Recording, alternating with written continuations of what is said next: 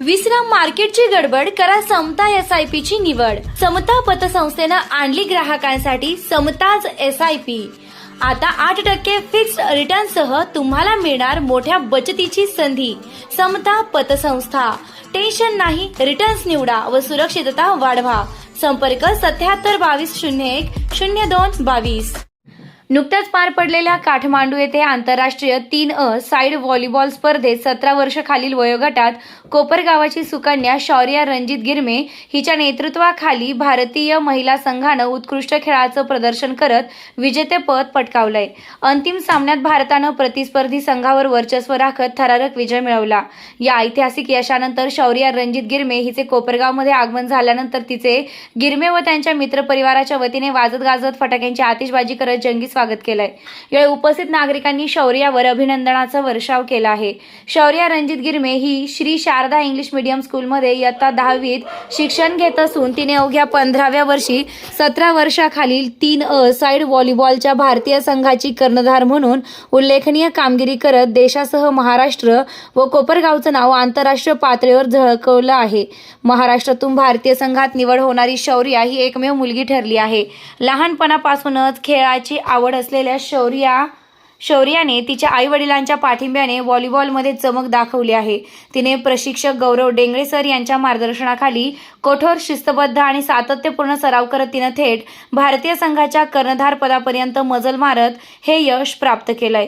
शौर्याच्या या यशामागे तिचे आई-वडील, बहीण तसेच चुलते धीरज गिरमे, SGFI शिक्षणाधिकारी पार्थ दोशी सर, गौरव डेंगळे, नितीन बलराज, कुलदीप कोंडे, मारुती हजारे, VSA राजू, लक्ष वाधवान आदींचे मार्गदर्शन लाभले आहे। या विजयानं भारतीय व्हॉलीबॉलला नवी ऊर्जा मिळाली असून भविष्यात आणखी मोठ्या स्पर्धांमध्ये देशाचं नाव उज्ज्वल होईल असा विश्वास क्रीडाप्रेमींनी व्यक्त केलाय।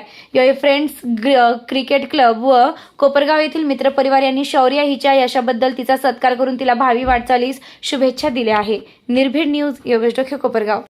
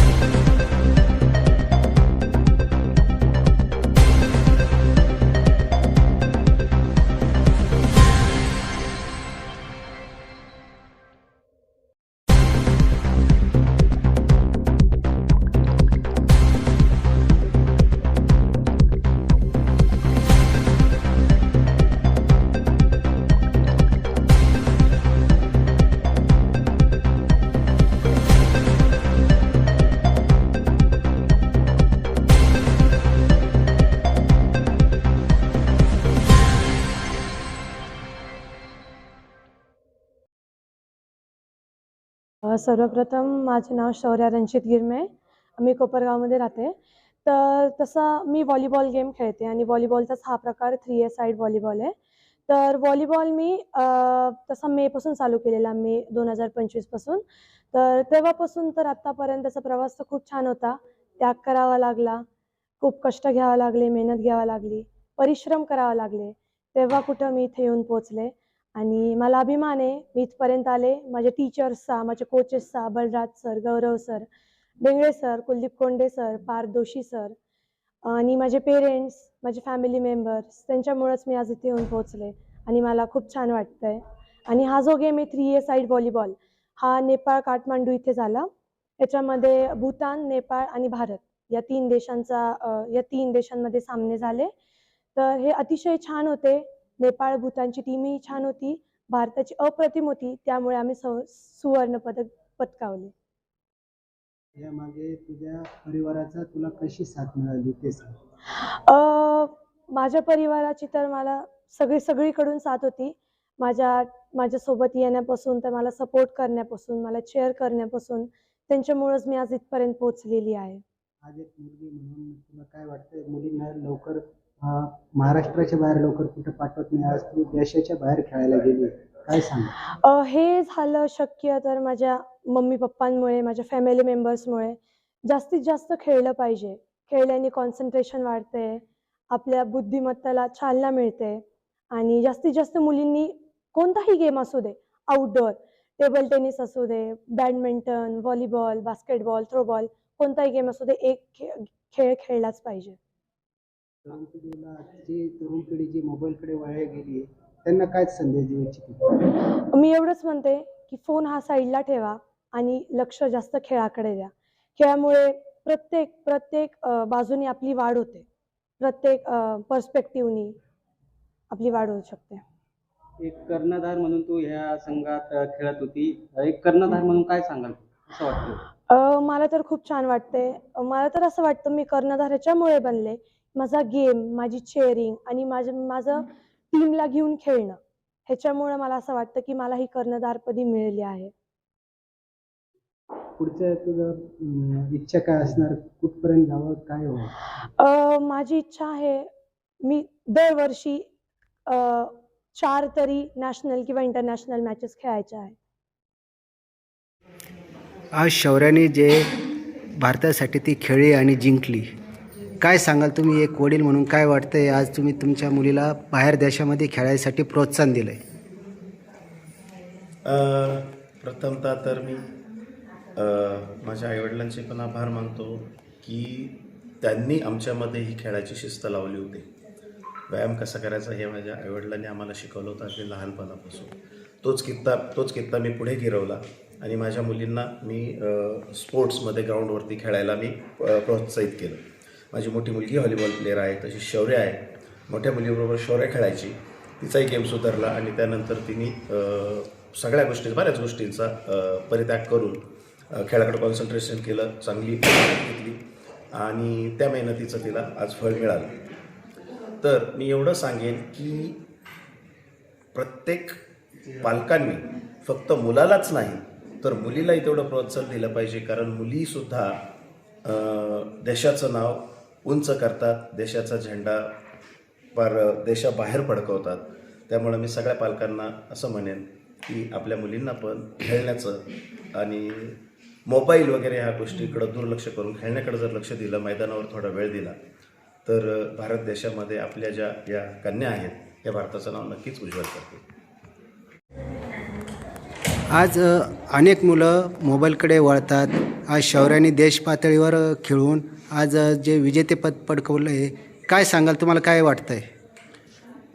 प्रथमतः मी शौर्याचं अभिनंदन करतो आणि पुढील वाटचालीस शुभेच्छा देतो, कारण हे कोपरगावसारख्या रुरल एरियातून येऊन इंडियाचं नेतृत्व करणं एका स्पोर्ट्समध्ये, आणि ते पण एका फॉरेन लँडमध्ये जाऊन, नेपाळ, तिथे जाऊन चॅम्पियनशिप मिळवणं, ही म्हणजे फार मोठी आणि कोपरगावसाठी म्हणजे कौतुकास्पद बाब आहे.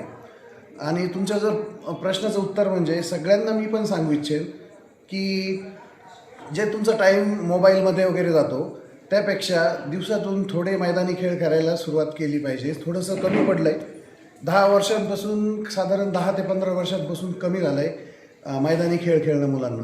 आणि इथून पुढे मला असं वाटतं की स्पोर्ट्समध्ये पण करिअर होतं आहे. आपल्या देशात बऱ्याच संध्या निर्माण होत आहेत, त्याचा पुरेपूर फायदा घेतला पाहिजे. आणि मुलांनी पण जे कसे मैदानी खेळ खेळायला सुरुवात केली पाहिजे आणि त्यांच्या पालकांनी पण पेरेंट्सनी पण त्यांना प्रोत्साहन दिलं पाहिजे. बऱ्याच वेळा हे होतं की फक्त अभ्यासच करा आणि अभ्यासातूनच करिअर घडतं असं सगळ्यांचा एक म्हणजे विश्वास आहे. तो थोडासा आता चेंज व्हायला पाहिजे, थोडंसं अप्रोच चेंज झालं पाहिजे. त्यांनी स्पोर्ट्सकडं ॲज अ करिअर म्हणून पण बघितलं तर काही नुकसान नाही आहे. स्पोर्ट्स आणि अभ्यास दोन्ही पण चालू राहू शकतो. फक्त दोनच गोष्टी जर त्याच्यावर जर कॉन्सन्ट्रेट केलं तर स्पोर्ट्समुळे अभ्यासाला काही बाधा येत नाही, हा माझा वैयक्तिक म्हणजे विश्वास आहे आणि ते माझं ओपिनियन आहे. दुसरी गोष्ट की जर तुमच्या घरात जर तुम्हाला वाटलं की मुलगा किंवा मुलगी तिच्यामध्ये चुणूक आहे, टॅलेंट आहे, तर त्यांना प्रोत्साहन द्या. त्यांना हे सांगून की आता अभ्यास करा, कॉलेजकडे लक्ष द्या, स्पोर्ट्स खूप झालं, ह्या गोष्टी न करता त्यांना जर तुम्ही स्वतःहून प्रोत्साहन दिलं तर ते टॅलेंटेड मुलं आहेत ते देशाचं नाव पण उज्ज्वल करतील पुढे जाऊन आणि मोठ्या प्रमाणात करतील. आजही होत आहे पण त्याचं प्रमाण कमी आहे. आणि हे जर प्रोत्साहन जर मिळालं विद्यार्थ्यांना त्यांच्या पालकांकडून आणि विद्यार्थ्यांनीही जर मैदानी खेळांकडे जर जास्त जर कॉन्सन्ट्रेट केलं तर ही उणीव भरून निघेल. आणि म्हणजे आज नाही आहे पण बऱ्याच वर्षांपासून आमचे बंधू हे पण स्वतः स्पोर्ट्समन होते आणि त्यांनी त्यांचे मुलींना, शौर्याची मोठी बहीण तनिष्का ही पण चांगली स्पोर्ट्समन होती, पण शौर्याला तिचे स्टार्स आणि तिचं मेहनत आणि आईवडिलांचे जे सपोर्ट होतं त्याच्यामुळे तिला प्रॉपर वेळी प्रॉपर ऑपॉर्च्युनिटी मिळाली आणि तिने तिचं सोनं केलं. शुभेच्छा. हां, आणि माझं इथून पुढं शौर्याला हे जे अचिव्हमेंट आहे किंवा हे जी मोठी अभिमानाची गोष्ट तिने घडवून आणली आहे ही फक्त सुरुवात व्हावी आणि इथून पुढं असंच भारताचं पण नेतृत्व इथून पुढं तिने करायची संधी प्राप्त व्हावी यासाठी अजून मोठ्या गटातही तिने प्रयत्न करावा. आणि मला विश्वास आहे की तिला ते शक्य होईल कारण तिच्या टीचर्स आणि प्रशिक्षक यांनी सगळ्यांनी असं विश्वास दाखवला आहे की तिच्यामध्ये ते टॅलेंट आहे आणि ती त्याचा योग्य रीतीने ते अंमलात आणेल आणि पुढच्या दृष्टीने वाटचाल सुरू करेल. पुन्हा एकदा शौर्या तुझ्यासाठी हार्दिक शुभेच्छा आणि कॉंग्रॅच्युलेशन्स. नमस्कार. मी पहिले माझा परिचय देतो. मी सोमनाथ कृष्ण माडा. आज शौर्या आमचे मित्र रणजित भाऊ गिरमे व धीरूभाऊ गिरमे यांची, धीरूभाऊची पुतणी व रणजित भाऊची कन्या, तिने आंतरराष्ट्रीय व्हॉलीबॉल स्पर्धेमध्ये जे मानांकन मिळवलं त्यासाठी मी आढा परिवाराच्या वतीने व माननीय आमदार आशुतोष दादा काळे यांच्या वतीने तिचं हार्दिक अभिनंदन करतो व तिला पुढील वाटचालीस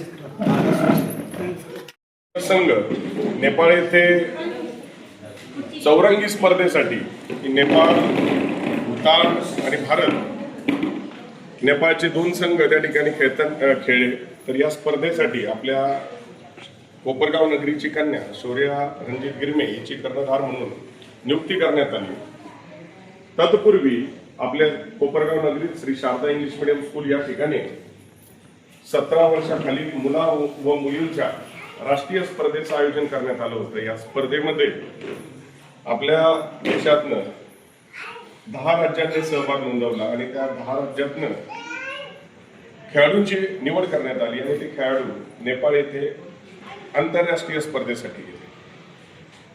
हा जो 3 साइड व्हॉलीबॉल आहे हा थोडासा आगळा वेगळा व्हॉलीबॉल आहे की या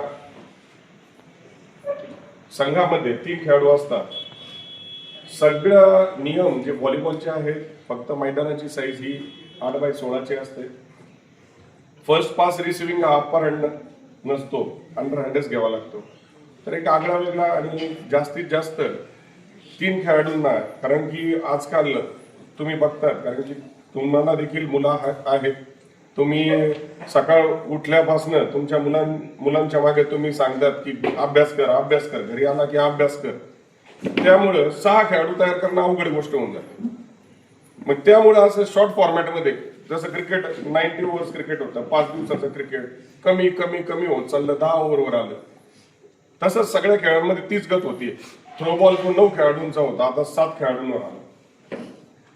बास्केटबॉल 5 खेळाडूंचा होता, 3 खेळाडूंवर आला. हे आपल्या पालकांच्या चुका आहे की तुम्ही तुमच्या मुलांना खेळाकडे आकर्षित करत नाही.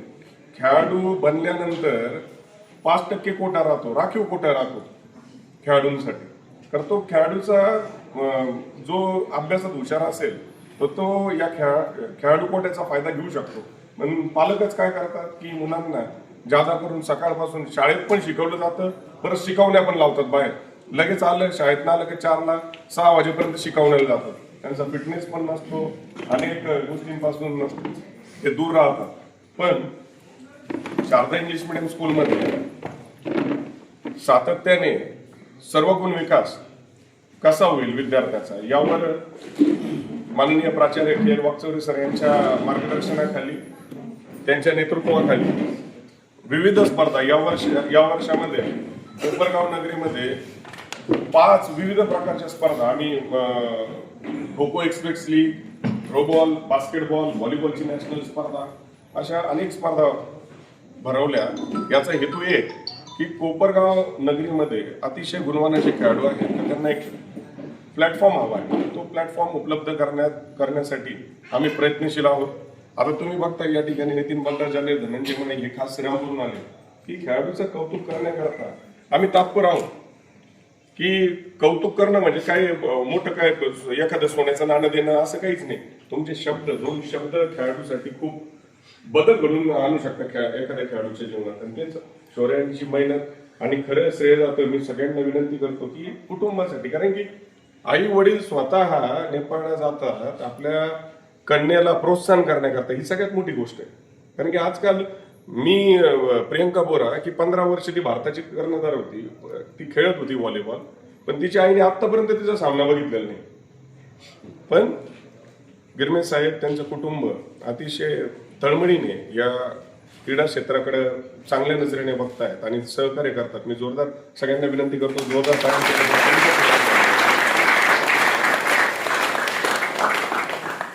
आणि याच ठिकाणी थांबायचं नाही, कारण की हा जो खेळ आहे 3 साईड हा 2 वर्षापूर्वी सुरू झालेला आहे. बोर्डवर येता येता, खेलो इंडियात येता येता, स्कूल गेमला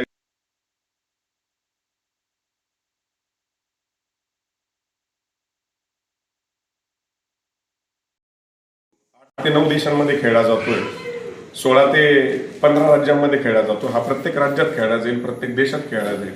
हे सगळ्यांचं श्रेय असलं, कारण की तुम्ही जर का तुमच्या मुलांना खेळायला पाठवलं, प्रोत्साहन दिलं तर निश्चितच आज शौर्याने जे कामगिरी केलेली आहे ते खरंच कोपरगावचं कौतुक आहे, भूषण आहे. की अतिशय कमी कालावधीत तिची मेहनत, तिच्या घरच्यांचं सहकार्य यामुळे ती नेपाळला जाऊन आली. परदेशात खेळणं म्हणजे सोपी गोष्ट नाही. आज त्या ठिकाणचं जे काही क्लायमेट असेल, टेम्परेचर असेल, खूप म्हणजे स्नोफॉल चालू होता आणि त्या कंडिशनमध्ये खेळायचे ती एक चॅलेंज असते आणि ती चॅलेंज त्यांनी स्वीकारली.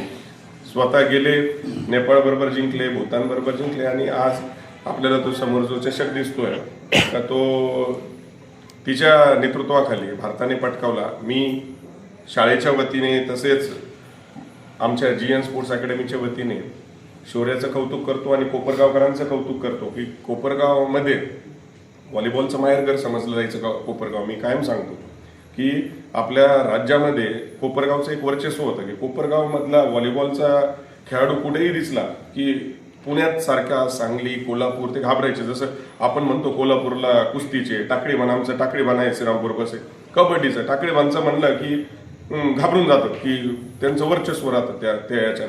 तसंच आगामी काळामध्ये पुन्हा जे हरवलेली संपत्ती व्हॉलीबॉलची ती निश्चितच तुमच्या सर्वांचं सहकार्य असेल तर निश्चितच आपण त्या यशाकडे वाटचाल करूया. आणि शौर्याला मी भावी आयुष्यासाठी शुभेच्छा देतो.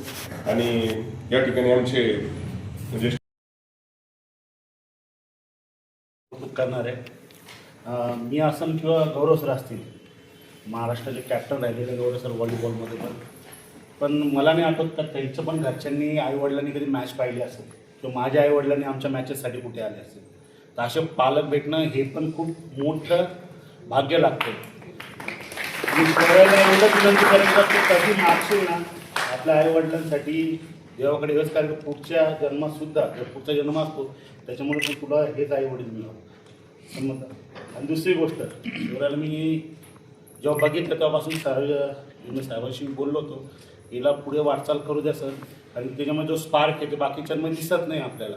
कोपरगाव म्हणजे एक सर जसे म्हणजे खाण होती, व्हॉलीबॉलची खाण. म्हणजे आम्ही जेव्हा पण इथे खेळायला यायचो जेव्हापासून, तर इथलचे जे खेळाडू आहे ते खरं व्हॉलीबॉलसाठीच बनलेले असं म्हणायला हरकत नाही.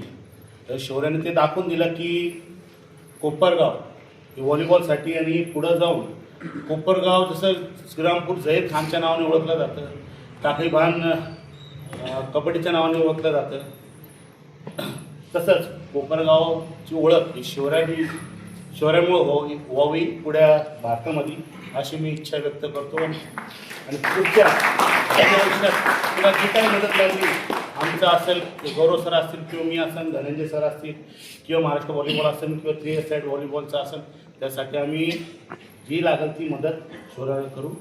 आणि तसं महाराष्ट्र व्हॉलीबॉल असोसिएशन पुणे विभाग MVA यांच्यातर्फे मी तिला खूप खूप शुभेच्छा देतो. आणि पुढे वाटचालीसाठी काय मदत लागली आम्ही आहोत.